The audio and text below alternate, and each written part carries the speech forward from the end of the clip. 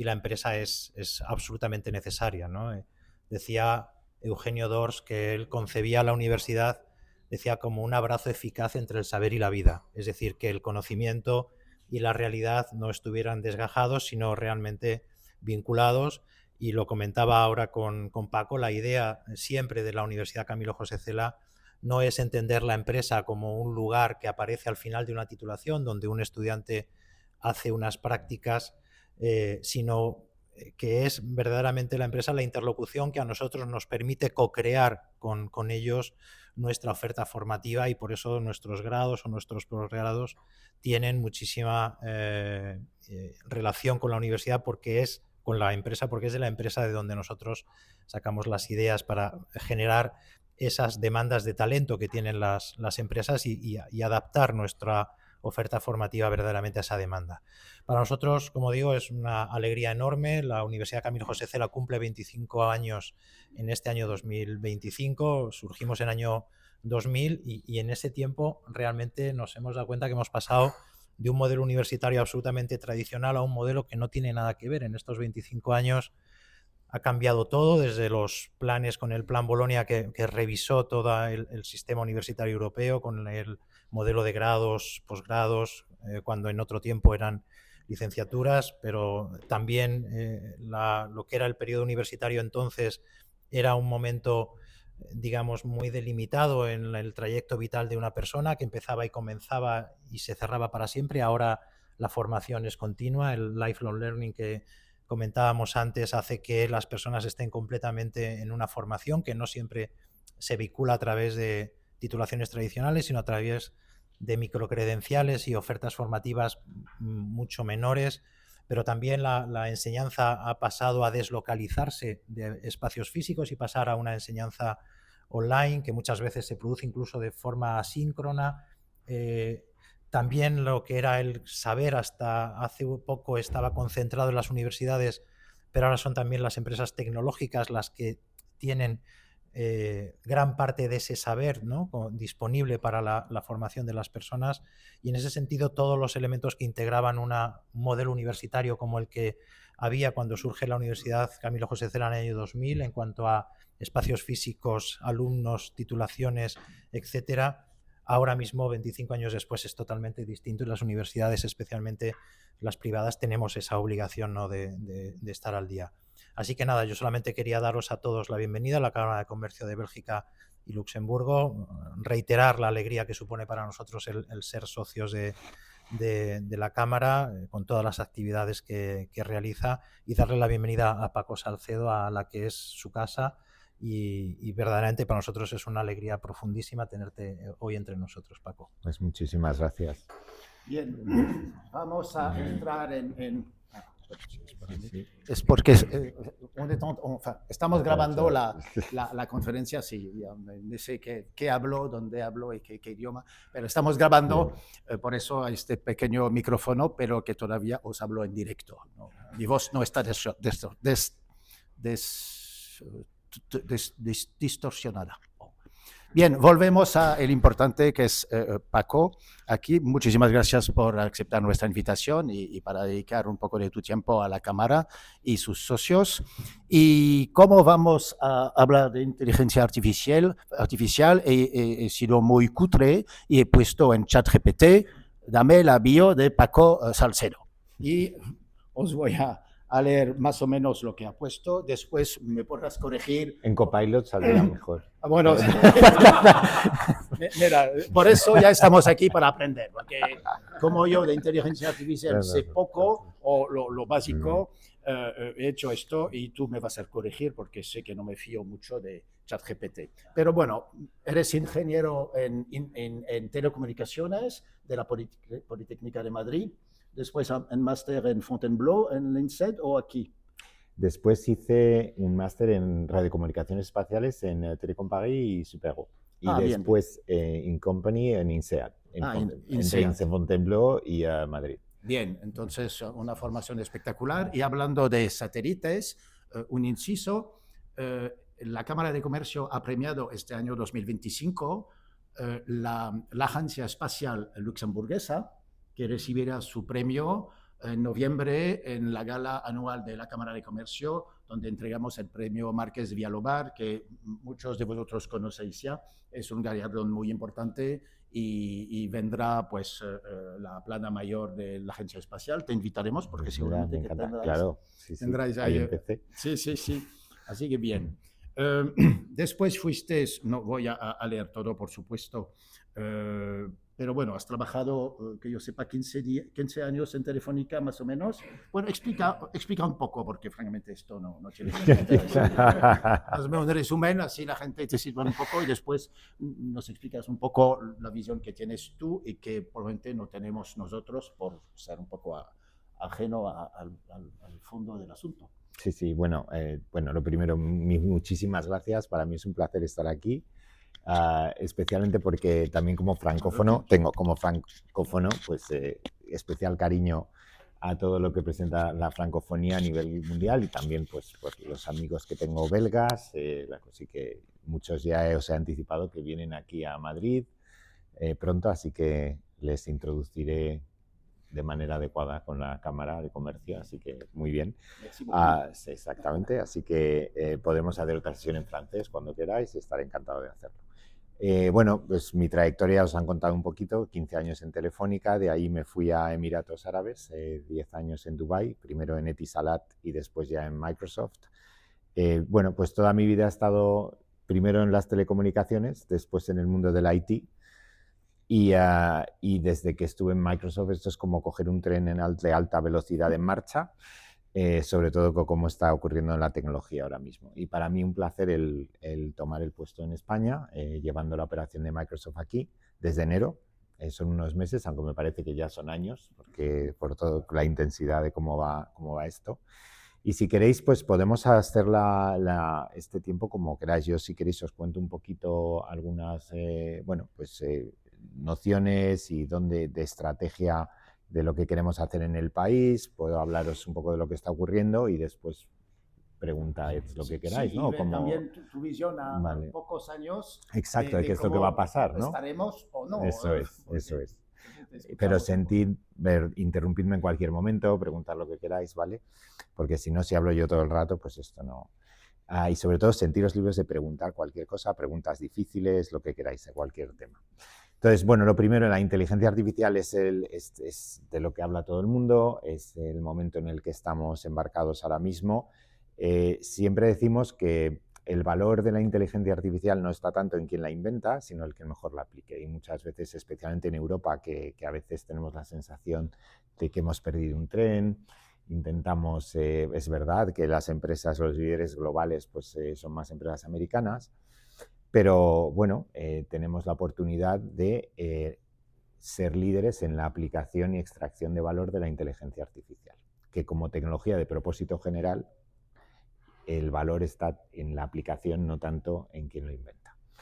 Y tenemos en Europa las mejores infraestructuras para que esto ocurra, un talento espectacular, y el reto está en cómo adoptamos esto de manera más rápida y liderando esa adopción en todos los sectores de actividad. O sea que la gran oportunidad que tenemos como país en España, pero también en Europa, es extraer valor de esta tecnología, porque nos la han puesto a nuestra disposición con infraestructuras pioneras. Y esto está pasando de manera acelerada. Lo que hemos visto en el último año, hablando con todos los clientes, es que hay una sensación, primero, de velocidad, pero además es que la adopción está ya ocurriendo. Se ha duplicado el número de empresas que está utilizando la inteligencia artificial en España. Estamos ya a niveles del 65% y la mayoría de ellas tienen ya planes en los próximos meses en adoptarla. Hay mucha presión, no os lo voy a esconder. Cualquier consejo de administración le pregunta a su CEO qué vamos a hacer con esto.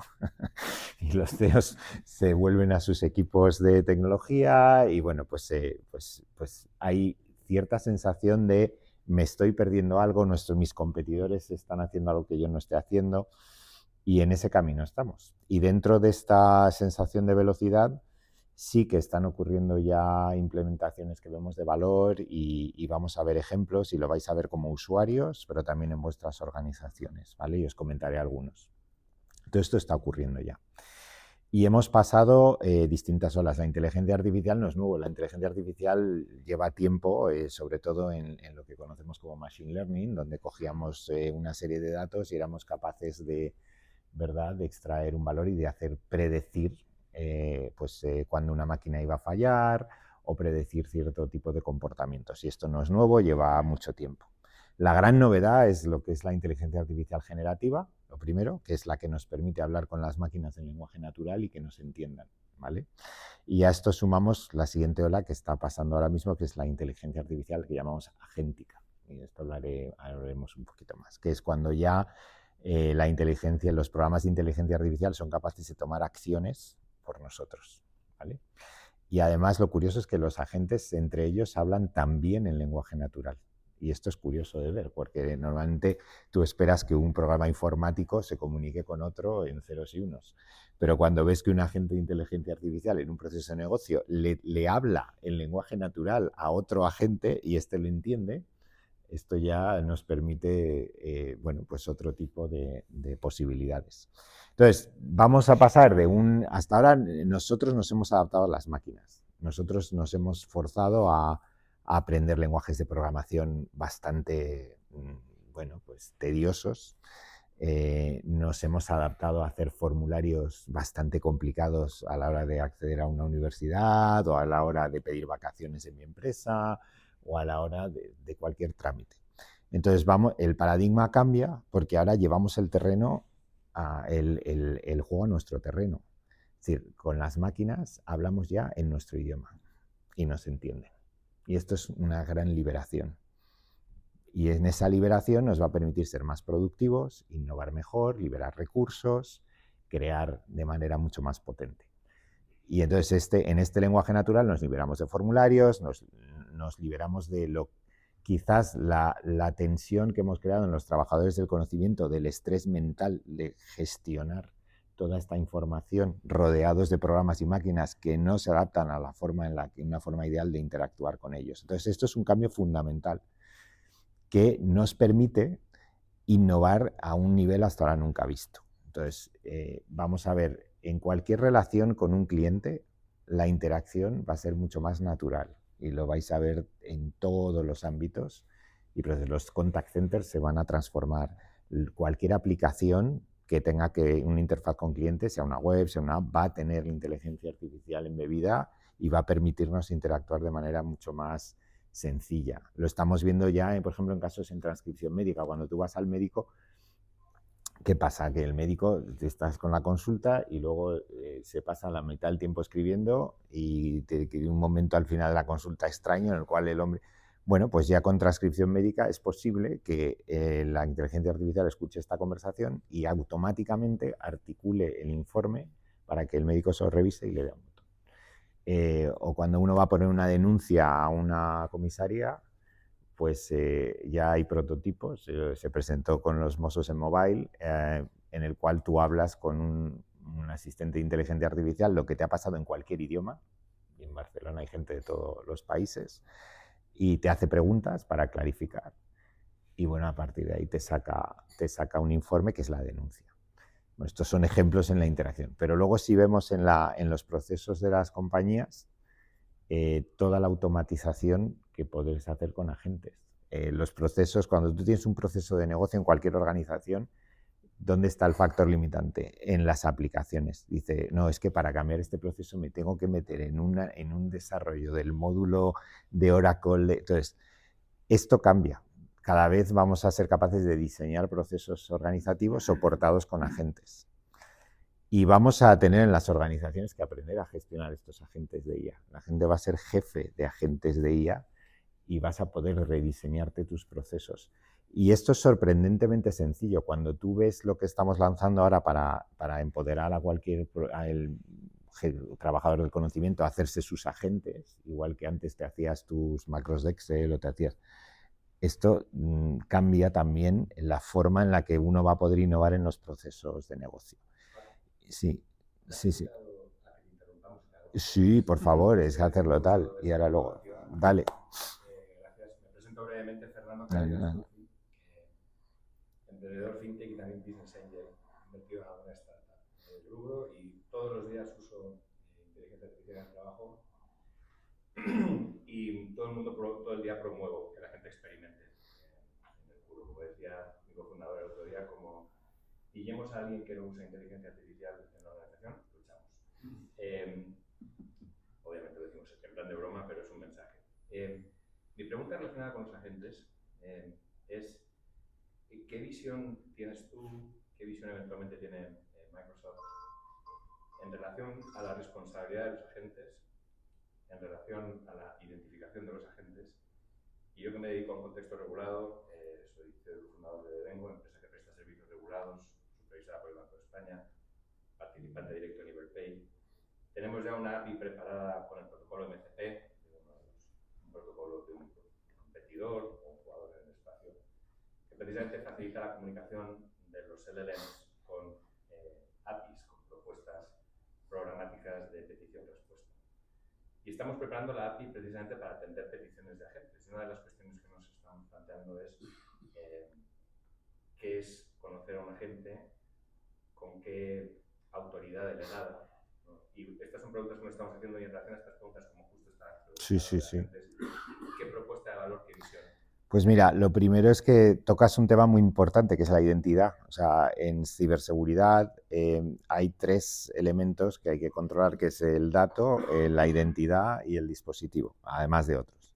Y esto se convierte en multidimensional, porque la identidad ya no es una persona, sino que es puede ser, por supuesto, un agente, y en eso el dispositivo, un servidor, Entonces, en concreto en el tema de agentes, es súper importante que la gente esté embebido en un entorno que permita la gestión de identidad de la gente, los permisos de quién crea esa gente y cómo, qué personas van a acceder a eso, con qué flujos de trabajo está conectado. Hay un concepto en ciberseguridad que es el Zero Trust, que conoces bien, que es intentar asumir que nadie tiene el acceso por defecto, tú siempre lo compruebas. Y esto se aplica al mundo de agentes. Luego en el mundo de agentes también se está avanzando mucho en los protocolos de estandarización de comunicación entre agentes, lo que llamamos el agent to agent, donde ahí el sector está intentando avanzar en estandarización aplicada para que Microsoft con Google, para que todos estos entornos de agentes se hablen entre ellos y se hablen de manera que también la identidad y la seguridad esté asociada. Entonces se está avanzando bastante rápido. Hoy, desgraciadamente, todavía los entornos no permiten de manera estandarizada resolver el tema. Nuestro entorno, que es el de Copilot y Copilot Studio, sí permite esa gestión de identidades y esa gestión de permisos, ¿vale? Fundamental. Entonces, esto de la IA agéntica es fascinante, es lo que viene ahora y es lo que va a permitir desde agentes muy sencillitos, donde yo tenga un documento que puede ser una normativa súper complicada, donde yo me desarrollo un agente que apunta a esa normativa y para consultarle dudas o para que te tome una acción de enviar un correo en cuanto a qué está pasando en cierto departamento para que otro lo sepa, agentes un poquito más sofisticados, pero sí que intentamos avanzar en que esto no requiera que nadie codifique a nivel de informática y que cualquier usuario con un entorno muy sencillito pueda crearse agentes también utilizando lenguaje natural. Tú le dices el agente, qué tipo de agente que quieres crear, subes los documentos a los que ese agente va a apuntar y el tipo de acciones que va a crear, como si fuera un Lego. Y esto, bueno, pues en cierto tipo de procesos es bastante potente, ¿vale? Entonces, esto es lo que está un poco ocurriendo. A nivel de modelos, estamos avanzando ya en modelos que se llaman de razonamiento, donde ya los modelos no es que el modelo coja una palabra y por probabilidad la siguiente, sino que esto es como cuando tú escribes una novela, no te pones a escribir el primer capítulo, ¿verdad? Tú primero reflexionas cómo la quieres estructurar y luego ya escribes.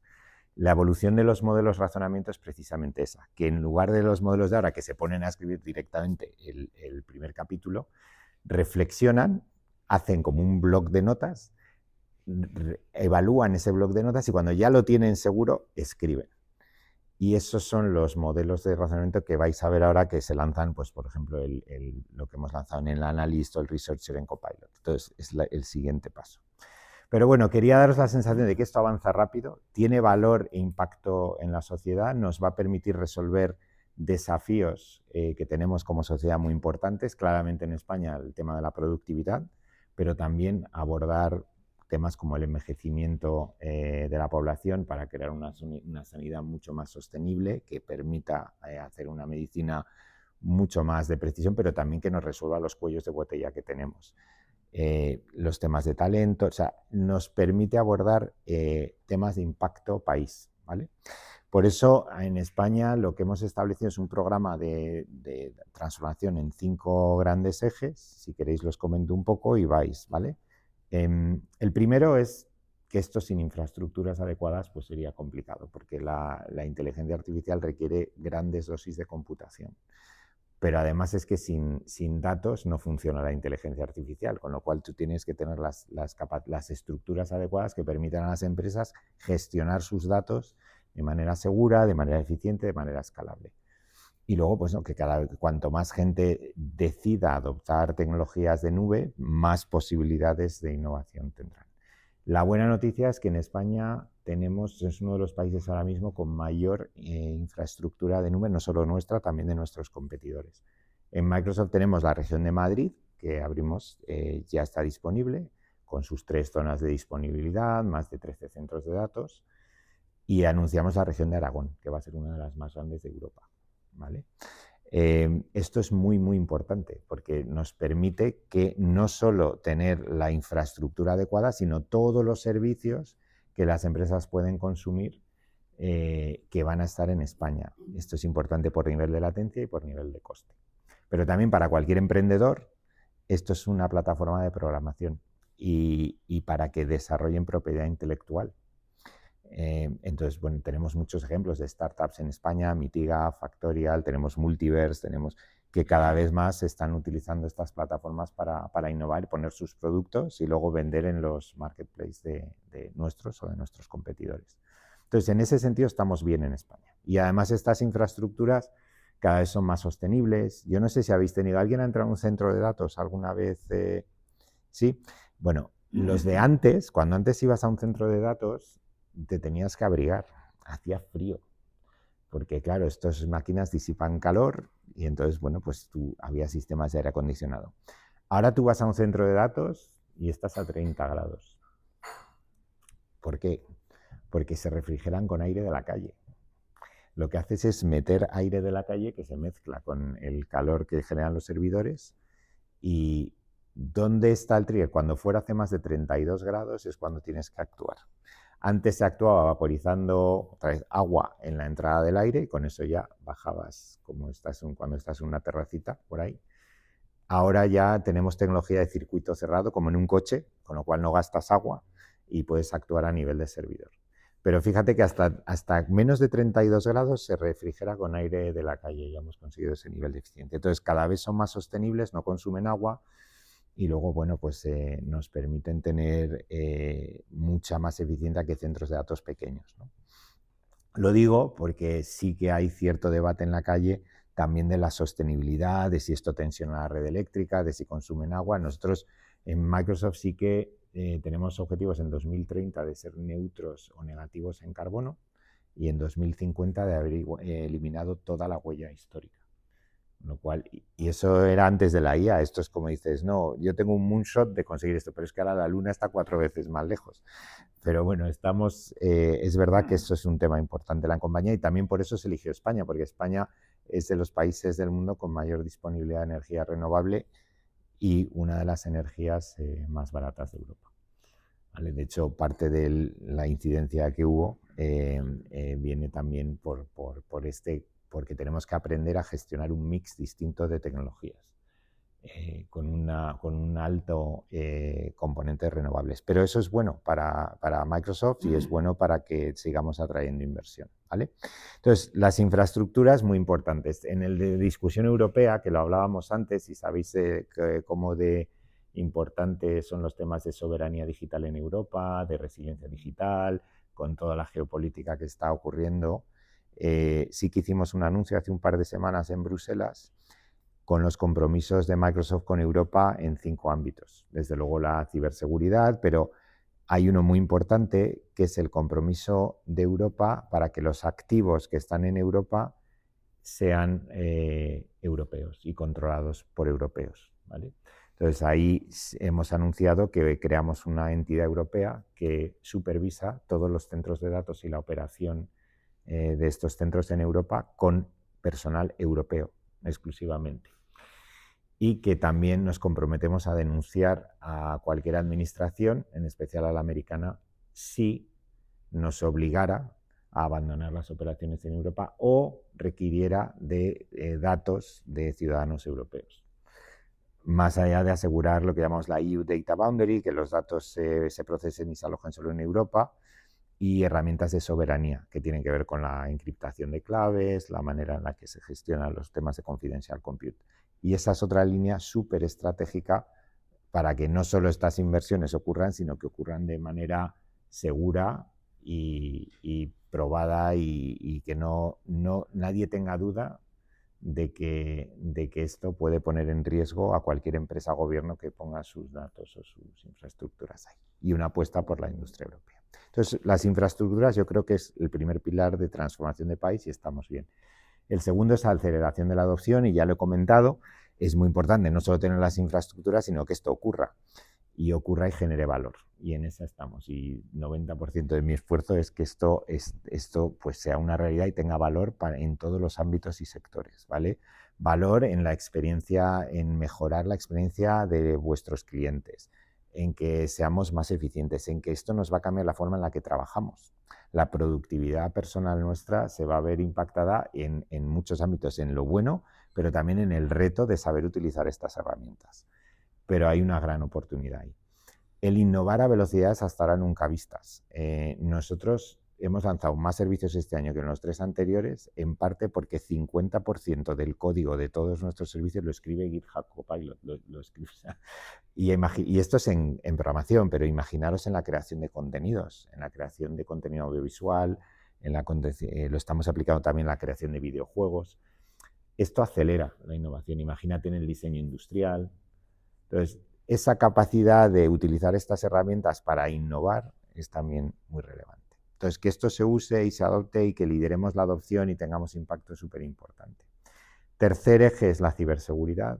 Y sabéis que aquí los malos están más activos que nunca. Si la ciberseguridad fuera un país, sería la segunda economía del mundo ya. Sería segunda, tercera, sería 8 billones españoles y creciendo al 15%. Cada vez los ataques son mayores, hay 7.000 ataques de identidad ya por segundo a nivel global. Estamos manejando señales, estamos manejando entre 70 y 80 billones de señales diarios que procesamos, intentamos detectar amenazas. Entonces, los malos atacan con la velocidad también de la IA, también intentamos defendernos con la velocidad de la IA. Y ya estamos aplicando la inteligencia artificial para procesar esto a escala y dotar de esas herramientas a nuestros clientes. Súper importante la ciberseguridad.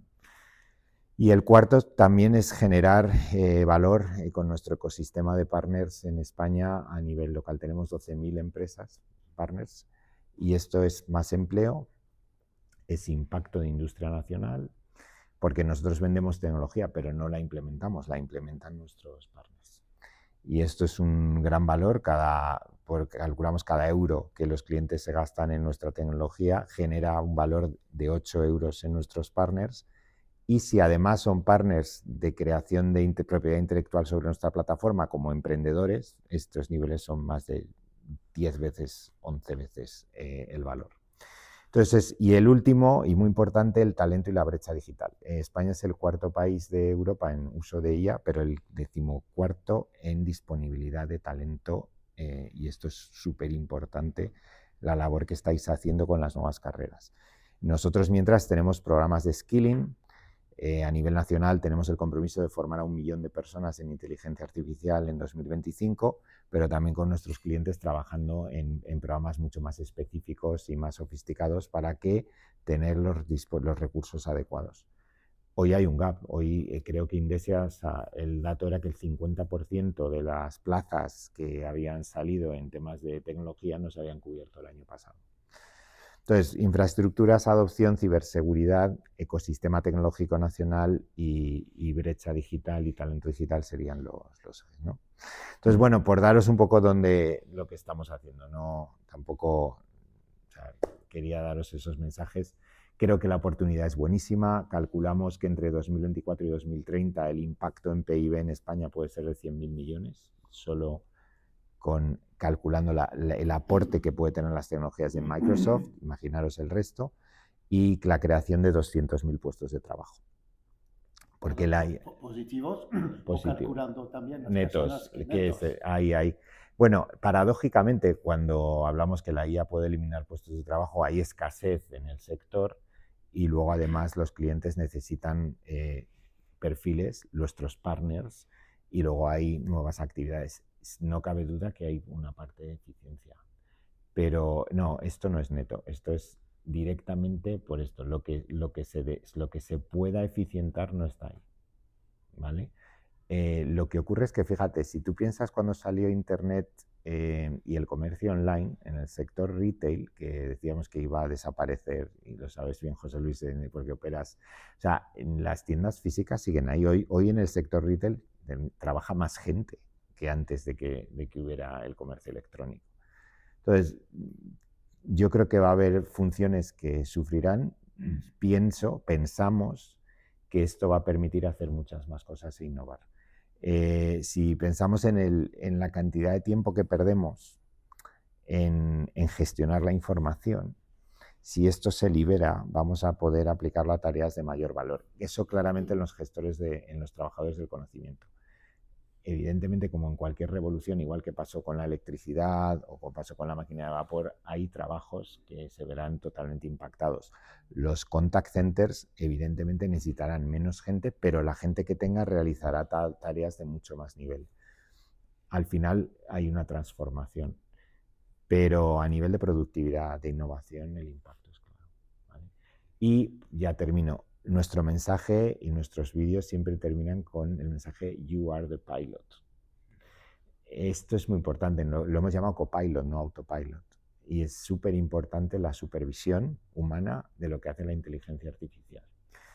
En el contenido, porque no es infalible, pero también en la gestión de agentes. Entonces, ese uso de la inteligencia artificial ética y responsable es fundamental y está siempre en el inicio de cuando empezamos a desarrollar este tipo de tecnologías. Aplicamos autorregulación antes de que esto fuera, de que estuviera el AI Act, pero este tema es fundamental, el dar el control a la persona y que esto sea una herramienta que sea beneficiosa para las personas y que no vaya en contra de las personas. Eso lo tenemos muy claro. Otra cosa es que se puede utilizar, como siempre, para el bien o para el mal. No, es esto de los malos son más rápidos. Los malos son más rápidos, sí. Pero estaba pensando también en lo que me comentas. Una cámara de comercio justamente es poner la gente juntos, la gente físicamente, lo que, bueno, genera networking y riqueza. A ver cómo lo implementamos en una cámara de comercio para, bueno, surfear un poco esta onda. Bueno, yo creo que hay oportunidades desde la lejanía, pero entiendo todo lo que es conectar a las personas, que las mejores prácticas se compartan, el dotar a las pymes de una herramienta competitiva mucho más potente. Yo creo que hay oportunidades en la parte también de comercio internacional, desde luego, porque esto hace a los pequeños más potentes y a los grandes un poco más ágiles. pero bueno.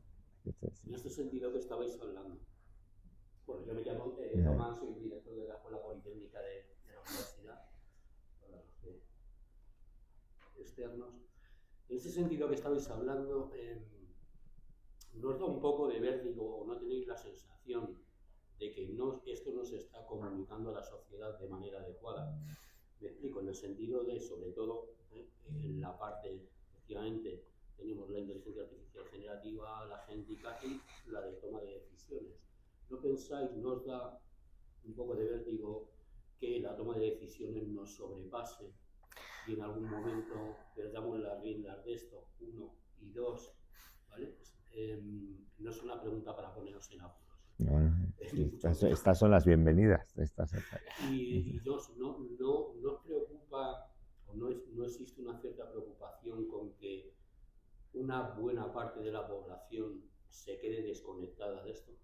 A ver, claro que sí. De hecho, empezando por la segunda, que tiene que ver con la primera, elegimos España entre 20 países del mundo para invertir y formar a esto que os he comentado, 1 millón de personas, porque entendemos que nadie se puede quedar atrás y que hay una realidad. La realidad es humana de adopción, de entendimiento, va a su ritmo y la tecnología va a otro. Entonces, que esto se entienda, explicarlo bien, que la gente lo sepa usar de manera también responsable, es una de las claves. Yo os animo a que os conectéis a Founders, que es nuestro partner para esta formación, entre otros, para llegar a 1 millón de personas, donde hemos intentado atacar distintos colectivos, estudiantes, colectivos vulnerables, pymes, desempleados, o sea, a través de distintos acuerdos. Ese tipo de formación, que es bastante genérica, va dedicada precisamente a que la gente no tenga miedo y conozca las bases de esta tecnología, ¿vale? Y la empieza a utilizar en su día a día, ¿vale? Y bueno, pues eso es una. Luego, es verdad también que las organizaciones, a veces tengo la sensación de que la gente llegas a un momento que te deslumbra, te abruma todo y te paralizas. Y esto puede ocurrir en las organizaciones. Entonces, nuestra labor es precisamente explicar constantemente esto y lo estamos haciendo con cada interacción con el cliente. Vamos a consejos de administración, ofrecemos a los clientes sesiones específicas. Nunca es suficiente por la velocidad que va esto. Entonces, es uno de nuestros mayores esfuerzos y también retos a la vez, que la adopción en las organizaciones ocurra en una velocidad también controlada, que les permita controlar esta. Y hecho es uno de los debates que tenemos. Nosotros decimos, oye, ¿tienes esto? ¿Puedes innovar? Pero en ese diálogo dicen, bueno, vale, pero esto hay que hacerlo de forma ordenada. No todo el mundo, entonces vamos paso a paso, vamos a empezar por este departamento. Y en esa tensión, en ese equilibrio está la clave. Tiene que hacerse de manera segura. Nosotros, una de las primeras conversaciones cuando un cliente quiere adoptar, por ejemplo, tecnología de inteligencia artificial generativa, es la conversación inmediata, son los datos. ¿Tienes los datos securizados? ¿Tienes los datos etiquetados? Porque si no, nunca vendemos las cosas por separado. Intentamos que haya un acompañamiento y que nunca por precipitarte te metas en un problema. Entonces, eso es así. Y luego, a nivel de usuario, ya digo que se democratice. La misión nuestra, siempre hago referencia a que sabéis que hemos hecho 50 años como empresa, el 4 de abril. La primera, el Mission Statement, cuando se creó la empresa en 1975, que os acordáis que vendíamos software para los primeros PCs, era que en todas las casas y en todos los hogares hubiera un PC con software de Microsoft, ¿vale? Entonces, en todas las casas y en todos los despachos, o sea, sería desktop and household. Pero la voluntad era democratizar, que llegara a todo el mundo. Nuestra misión hoy es empoderar a todas las personas y todas las organizaciones del planeta a hacer más. Y lo que hay común entre esas dos misiones es la palabra todas, 2 veces. Y todos, porque al final lo que queda es que tú tienes una empresa cuya vocación es democratizar la tecnología.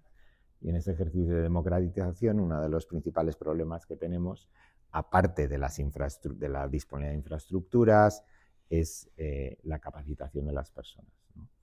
Si veis hoy los centros de datos que tenemos 66 regiones en el mundo, más de 300 centros de datos. África sigue siendo, aunque tenemos centros de datos en Sudáfrica, pero en general por disponibilidad de electricidad, por temas muy básicos todavía. Fijaros la revolución de la electricidad, cuándo fue, y seguimos con gente sin acceso a electricidad en el mundo. Entonces, uno de los esfuerzos de Microsoft es que esto llegue a cuanto más sitios, mejor, y democratizarlo. Pero, bueno, pues tiene sus barreras. Nosotros nos cuesta. Empezamos el año fiscal en julio, y cuando empezamos el año fiscal la IA agéntica no estaba, ¿verdad? Entonces, esto va muy rápido. incluso para nosotros, o sea, que es normal. Pero bueno, eso lo tendremos que manejar. Sí, sí. Sí, compañeros de Telefónica. Sí, sí, sí.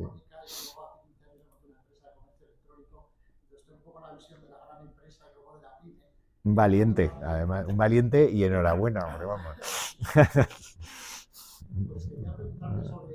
estado hablando sobre la velocidad de adopción. Esto me preocupa especialmente en las grandes empresas, porque la tecnología está muy avanzada, el consumidor final, que eso ya nos pasó en las telecomunicaciones, al principio lideraba la gran empresa y luego hacia el público final, luego ya vimos una etapa con los móviles que empezó a liderarlo más el consumidor final y ahora yo creo que es todavía más. El consumidor final ya está utilizando la inteligencia artificial. Una pyme ya la estamos usando y veo que donde antes tenía varias personas respondiendo incidencias y dudas y tal, cada vez son menos y pronto soy yo solo con un bot y con 4 Exactamente. programas, 4 flows y no sé qué, y en la programación, o sea, en los aspectos de atención al cliente y de la programación, veo que esto tecnológicamente está tan avanzado que en qué medida las grandes empresas, que son las que van a cambiar aquí el mundo para la mayor parte de la gente, nosotros, pues en lugar de 5 personas tenemos a 2 en un call center, tiene un impacto pequeño, pero si call centers que tienen 5.000 pasan a tener 2, pues es un impacto brutal, ¿no? ¿En qué medida crees que esto se va a poder contener con tu atalaya que tienes de visión de alto nivel, política global, o van a salir empresas que, aunque las de ahora pues lo hagan de una forma mucho más ineficiente por contratos laborales, por lo que sea, va a salir una que con 2 te hace el desarrollo todo de forma mucho más... A ver, o sea, lo primero, la adopción está ocurriendo. De hecho, el 78%, casi el 80% de los trabajadores de empresas usan inteligencia artificial, tenga la empresa o no, que esto es otro challenge. Es decir, lo que se están enfrentando los clientes es que sus propios trabajadores están utilizando las herramientas y poniendo documentos muy confidenciales en entornos no corporativos, porque esto es como poner puertas al campo. La gente, entonces, en esa carrera estamos. Yo, fíjate, igual que decimos que el trabajo no te lo va a quitar la inteligencia artificial, sino que te lo va a quitar otra persona que utilice la inteligencia artificial mejor que tú, lo mismo pasa en organizaciones. El mayor challenge que tienes como organización es si tienes una organización que hace algo parecido, que sabe utilizar la inteligencia artificial mejor que tú. Pero el uso no está en el ahorro de costes necesarios. O sea, no lo veas como esta empresa hace lo mismo que yo con mucha menos gente, porque por ahí no va. Esta empresa tiene mucho más impacto, mucho mejor servicio que yo porque utiliza inteligencia artificial. En los centros en los contact centers, y estamos ya migrando varios a tecnología de este tipo, lo primero que ocurre es que tú transformas el perfil del que está trabajando ahí. Es decir, de una persona que tiene un trabajo duro, porque le llaman para una cosa y no tiene información, no sabe resolverles, le aguanta el chaparrón ahí. Entonces, lo primero que haces es que le das una herramienta totalmente distinta. Vas a ver quién le llama, por qué le llama, dónde tiene que referenciarlo. El tipo de conversación va a cambiar, porque tú ese momento en el que alguien te llama, que te puede llamar por mucho, vas a saber por qué, cuál es el motivo y vas a poder cambiar la conversación a una conversación de más valor. Y en esa ecuación, si tú te quedas en la antigua, pues evidentemente dices, bueno, pues yo para resolver esto que hacía, pues necesito menos gente. Pero si eso lo transformas en una oportunidad, pues no tengo claro que esa, seguramente necesites menos gente, pero a lo mejor no radicalmente menos gente, porque te vas a descubrir que ese es un momento de venta. Y tampoco tengo claro en esa ecuación si el que está en riesgo es el vendedor de calle físico y no tanto ese vendedor súper empoderado con un montón de herramientas que va a poder ofrecerle un servicio de más valor. O sea que todavía las reglas no están claras. Lo que sí tengo claro es que la ventaja competitiva, tanto en personas como en organizaciones como en países, va a estar en saber utilizar estas herramientas de manera que generen valor y mejor. Y es un reto para todos nosotros. Pero vamos, yo creo que para tu negocio, estando tú al frente, no vas a tener problema.